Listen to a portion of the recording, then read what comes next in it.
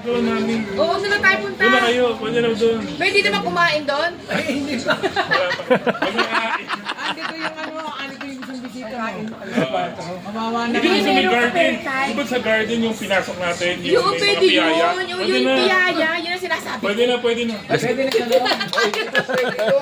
Mamaya pa Hindi, yun. may dress code.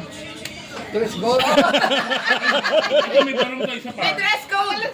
Wala siyang damit. Wala akong damit. May pangalan na ka isa pa. Sapatos na pwede na yan. Pwede ko lang ang Kasi yung magdadala ng gamit niya, mga natutulog pa. Kasi na Rona. Oo, si Rona. Usual. nagpapaganda pa. Kasama namin si Rona eh. Siyempre naman. Siyempre naman. Kailangan pa magpaganda. Kumaligawan dito yun. Lola na yan. Ayaw mo maligawan. Strict ang parents. Grabe ka. Talaga ang parents mo. Kaya binabantayan ko nga siya. Ay, may nagkukulay na ng buhok si Rona. Nakita. Ano na siya, oras na.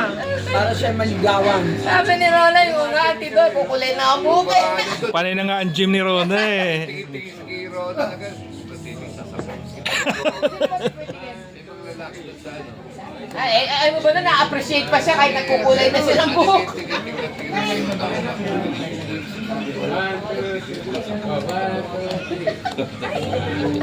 Tawagin mo na yung magtatay.